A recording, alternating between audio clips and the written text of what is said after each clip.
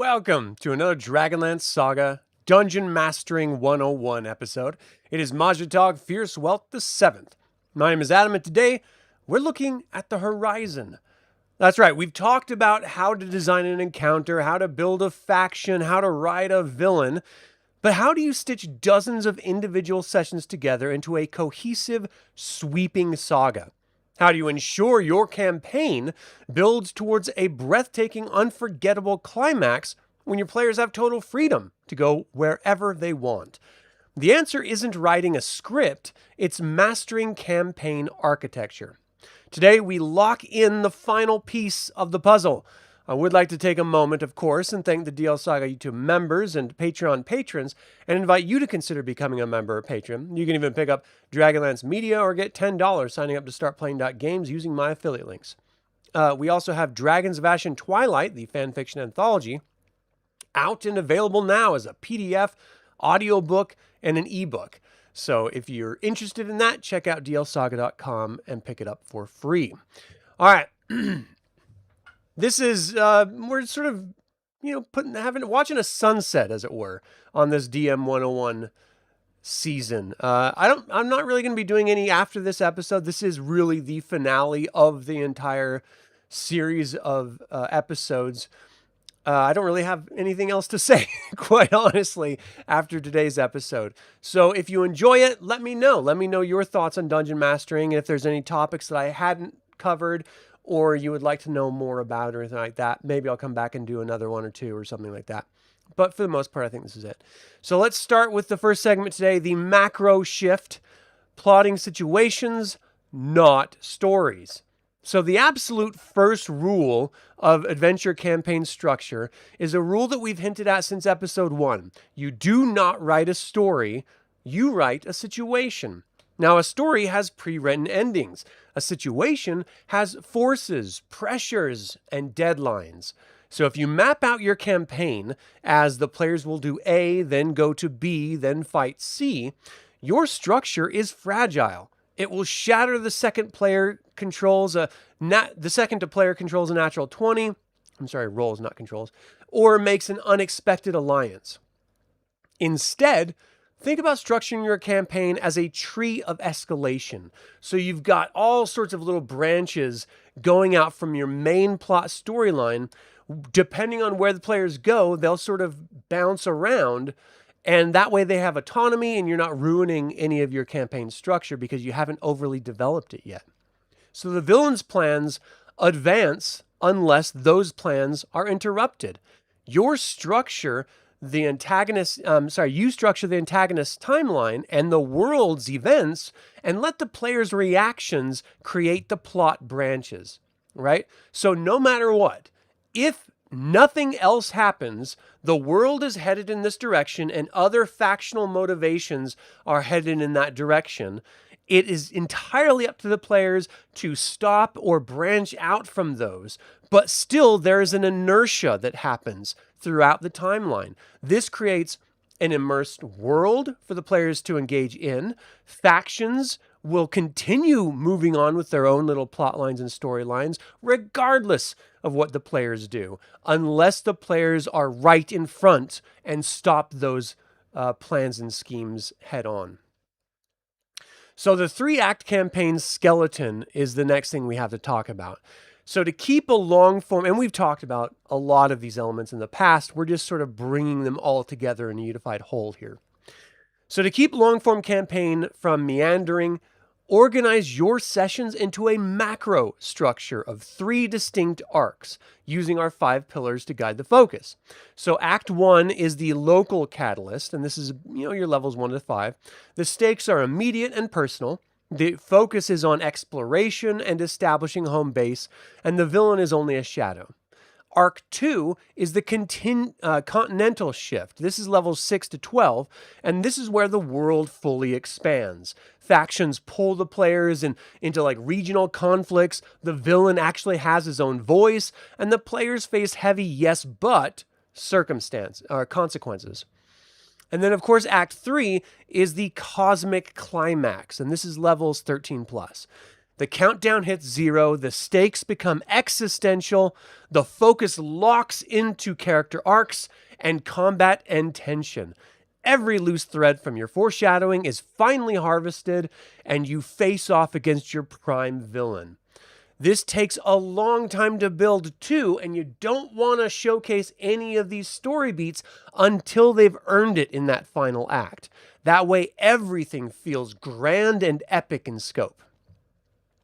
So the next thing I want to talk about here is tracking the narrative beats. And this is going to be incredibly important so that you don't reveal things too early or forget to showcase them, which then will lead to further acts and further dangers. So within each arc, you need a rhythm. A campaign cannot stay at fever pitch indefinitely. You have to manage your table's narrative battery using that 3-beat cycle. So the first hook beat, a disruptive event shifts the status quo and presents a clear question. And then you have your friction beat, the middle ground where players gather resources, navigate factions, face setbacks, and experience the no-but reality.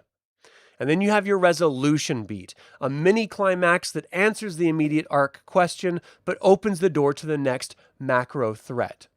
Each one of these cycles will help each of your acts feel fresh and vibrant, but also part of a continuous story arc that you're telling, as long as you're hitting those beats. So do the campaigns consistently reach cosmic levels 13 plus? No. No, they don't. I'm like you, Gabe Bing. Thanks for tuning in, by the way. No, almost every single one of my games peters out around the 6th to 8th level mark. Almost universally. It either ends in like a total party kill or we conclude an adventure and people are just done with it. I can't quite remember what level Shadow of the Dragon Queen was when we finished that. But I don't usually have a single campaign that I run for years.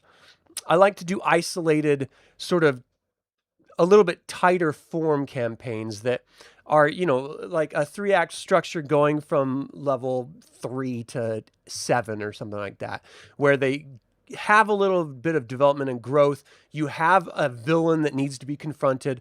I usually don't have those grand epic scale.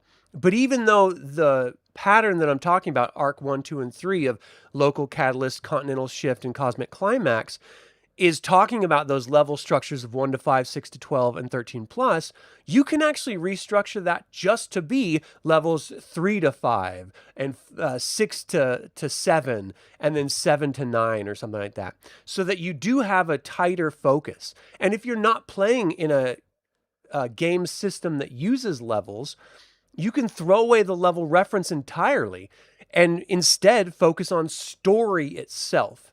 So that first act is just that introduction to the world and the stakes the characters are going to have to be dealing with that looming threat of whatever the grand arc is of your villain. And again, the villain doesn't have to be a person. It can be an event or anything like that, or a faction. And then the next continental drift is where they start seeing that literal presence of the villain and the results of their engagement, and they have to then strike back and figure out a way of stopping them or stopping the faction. And then that's when the final cosmic climax comes in, where you then have to finish this. You could do this in a one-shot, you could do this in a 3-session sequence, or a 27 episode or session campaign. It really depends on the story you're telling and the promise that you've made to the players as far as what the campaign is going to engage in. One thing that I often find is when I was running games as a young man, I didn't really have like a direct end game in mind. What we would do is just sort of ad hoc it. And then I would use this drop story beats or the little factional engagements to build on that narrative. So I didn't have a structure at all. I was slowly building onto that as we continued playing. But ultimately, because there wasn't an overarching act structure that I was going off of, we ended up just saying, let's try a different game system, or let's try different characters in a different area or a new campaign setting or whatever. And so we never really fully developed out to a massive campaign story arc. But again, this structure is it's loose. It can go for any amount of scope that you want because it speaks to what engages characters and what creates a living world. And so all of their choices actually have impact in the world and meaning. All right, so I can't remember if I talked about the resolution beat. This is the final. So it was the hook beat, which is a disruptive event, shifts the status quo. The friction beat, which is the middle ground where players gather resources, navigate factions, and face setbacks. And the resolution beat, which is the mini climax that answers the immediate arc questions and opens the door to the next macro text. So as long as you're keeping this sort of rhythm narrative beat structure with each of your acts or each of your sessions, none of them are going to feel particularly dull or dragging because you're moving from tone to tone and you're giving everyone an opportunity to come down from a climactic event and then build up to their exploration or puzzles or combat or whatever it is that the players at the table are really looking for. All right, and then of course we have to have, because it will inevitably happen, the off-script emergency kit. All right, so what happens when you have an epic political arc planned and the players decide to buy ship and sail to a random island? Don't panic. You just don't build invisible walls. Use the 40-30-30 rule. We've talked about this in past episodes. Reskin the core. Your players don't know any difference. If you have to reconfigure your campaign based on players' choices, do it. Don't try to force them into a direction. Just recontextualize what you wanted to do. So, reskinning the core. If the villain was going to assassinate a king in a castle, they can just as easily assassinate a pirate king in a port city. The beat remains the same. Only the paint job changes. You see what I'm getting at? Instead of Verminard as a massive dragon lord, maybe it's a Captain Samoval who is a pirate bandit lord in Abanasinia. The only real difference between the two are individual motivations and the era of Dragonlance you're playing in. Let the world march on. If the players ignore the main threat, do not freeze the timeline. The villain succeeds in their goal. When the players return from their detour, the world is changed for the worse. That is the ultimate form of respecting player agency. Let them know that their actions and inaction has reactions. The world has got its own inertia. It is going to go in a direction unless the characters interfere. They are the reason that things change, get better, or get worse. It is through their engagement. If they decide they don't want to engage, well, then you keep having the fallout of whatever was the setup, and they just have to then deal with the world in that fallout. This is a great way of showcasing player agency and consequence. All right. And then the next thing I want to talk about here is crafting the perfect climax. So a legendary campaign climax requires 3 structural ingredients. It's got to be personal. The final battle should be about saving generic and shouldn't be about saving generic NPCs. It must be about protecting specific relationships or titles or legacies that they earned as rewards. Whatever the connective tissues that the characters have in the campaign, that final act has to have some sort of reference to it. It has to connect in some way. It has to feel like they have to engage in this moment, or else X happens, which will affect them themselves. Another thing here is an impossible choice. This is one I love and a lot of players kind of hate. Force the players to make a structural sacrifice. Do they send the villain, stop the villain's escape, or do they save the home city? You give them choices that you see in every superhero villain film, right? So it's like Superman has to save his mom, or he has to go off and fight Batman in Batman v Superman, for example.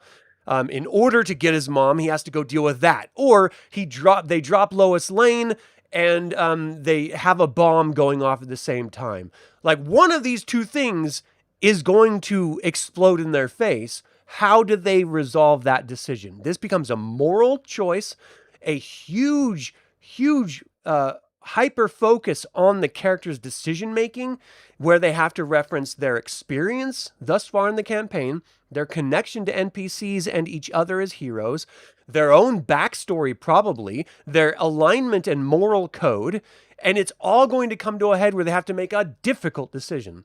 I've had players completely abandon their sense of identity, and it completely causes mass fallout in the campaigns.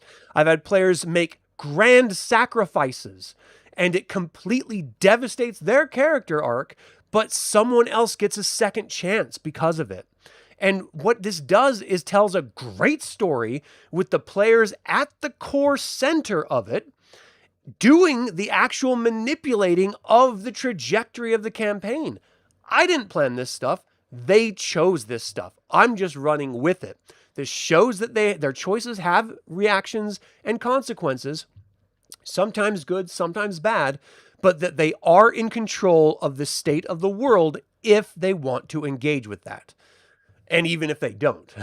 So impossible choices are really great foils for heroes, but they can, if overused, be annoying as hell. So use them sparingly and when it's relevant. Hey, Chris, how you doing? Climaxes are a hoax. Nice. The dragon armies in the early modules were a great prompt for action. Morally nebulous choices are tough to find, but work amazing in games when they come up. Oh, for sure. Yeah. Like in our Saga system game, where it was the guy who stole the apple. And then you had to go to figure out, well, why is he stealing the apple? What is the results of this? How do we engage with that? And then ended up with a PC versus PC face-off. So it's very, very interesting where story beats can go when the players are really invested in actually role-playing. So then ultimately you also have, of the three that I'm talking about here, the epilogue. Never end the game right when the boss drops to 0 points. All right, you defeated him. Good job. Congratulations, everyone. Hey, let's go get some pizza. Never do that. Dedicate time to pillar number 4, downtime. Let the players describe what their characters are 5 years later. Give them their final well-deserved hero moment. At the end of Shadow of the Dragon Queen, for example, we had characters die, and not all the characters made it. And so there was, first of all, Calaman was incredibly grateful that the heroes stopped the bad guys, the Red Dragon Army. And so the government of Calaman had to have a ceremony not only mourning those who fought and died, but also celebrating those who lived and who, even though the ones that died, they still helped win the day. And so they had to honor them appropriately. And so each character got their own little mini highlight and focus during the ending of that campaign. This gives you a sense of catharsis. If you're going to create this massive grand event as the end of your campaign, make sure there's a cathartic release on the other side of that, so the players don't walk away from the table super stressed and just aggravated, that they've had a moment to just relax and appreciate. Even if they died, even if they made that ultimate sacrifice with their characters, they still had that release of, well, they see that it was worth it through other NPCs and players' eyes. So they get to be honored still for everything else that they did. And I think that's an incredibly important thing to do, especially if PCs die, but just in general, make sure that there's a celebration of some sort, even if it's, that sort of trope of the end of a season, of a series of like a show on HBO or something, for example, where they just pick up with where the characters are at a later date. Maybe it's a week from then. What does the character do next? What are their aspirations? Are they working in the government? Did they go start their own militia group? Did they go on to another adventure? Did they become farmers? Like, figure out a way to have that cathartic moment, and it will just prime those characters that are still around for their next adventure beat, so that you know where to meet up with them at that point. You don't have to do that stupid tavern setup that everyone does. All right. We're closing this episode out here, people. The structural blueprint on Krynn for all of this. So the Chronicles are the ultimate textbook for campaign structure. Look how the story moves from a local threat of the Draconians in Solace, and then it scales up to the defense of the High Clerist's Tower in Act 2, and it concludes with a cosmic world-altering storm over the Temple of Naraka in Act 3. You can isolate that into the individual books, whether it's Act 1 in Solace, Act 2 in Zaxxaroth, Act 3 in Pax Tharkaz, or go by the module and do your own act structure that way.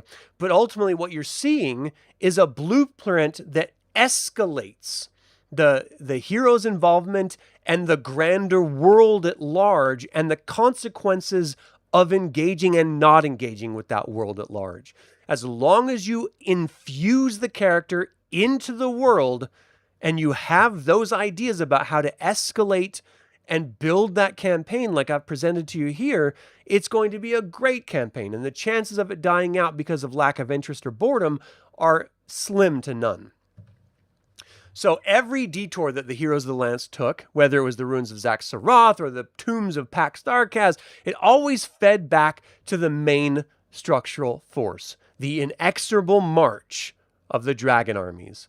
Your enemies, they might have shifted from Lord Toda to Verminard and on up to Ericus himself, but the overarching war was the main villain that they have to face. They just saw that voice, shadow, and then face of the villain, depending on where they are in the campaign. You can use that to sort of mimic in order to build your own campaigns out and showcase that epic scale and scope of storytelling for your players.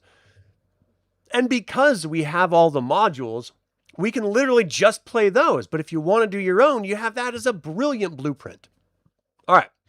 So the final DM201 mindset here is the story belongs to the table. As we close this series, we have to remember the ultimate truth of our craft as Dungeon Masters. You are the custodian of the world, but the players are the authors of its fate. A perfect campaign structure is not a straitjacket. It's a net designed to catch their brilliance, hold their chaos, and reflect it back at them. So it's an epic saga at the end. Trust the framework, trust your tools, and most importantly, trust the people sitting across from you at the table. So my entire closing takeaway of all of this is that campaign structure is about building a stage. It's not writing a play. Map out your 3-act skeleton, track your narrative beats, and let the world react honestly to the players' choices. When you stop fighting their detours and start weaving them into the architecture of the world, every single campaign you run will feel like it was destiny. And that's going to keep players coming back to your table time and time again. So that's it. That's the end of the dungeon mastering series that I put together here. Thank you guys for tuning in. I really do appreciate it. It has been an absolute honor sharing my experience at the table with you throughout this series, my ideas, how I plot out characters and NPCs and stuff. But again, this is just my opinion. And what's great about all of this is that you get to share yours as well and your experiences. And I really appreciate it when you have, either through the live chat or you've done it after the fact in the comments. Ultimately, we all learn from each other playing this game. This is all about old and new friends having fun. And the best tabletop role-playing game is the way you like to play at the table you want to play it at. And that's it. Playing it your way, that's what's important. But sharing how you play it with each other, that's how we all collectively get better, because we can take little nuggets from each other, little pieces that will actually make our ability to tell greater stories and shared worlds infinitely more rich. And that's what I genuinely love about being a dungeon master and about having conversations like this one. So thank you for tuning in, Gabe. I really do appreciate it. It's been a pleasure. All right, so thank you to everyone who watched, commented, and shared their own table wisdom. I would like to take a moment and invite you to subscribe to this YouTube channel, ring the bell to get notified about upcoming videos, and click that like button. It all goes to help other Dragonlance fans learn about this channel and its content. Thank you to creator patrons Aaron Hardy and D. Robert Handy, producer patron David Galindo, developer patrons Chris Androu and Sam Ruiz, and all of the YouTube members. This channel is all about celebrating the wonderful world of the Dragonlance Saga. I hope you join in that celebration. Thank you for watching. This has been Adam with DragonLance Saga, and until next time, Slanchavar.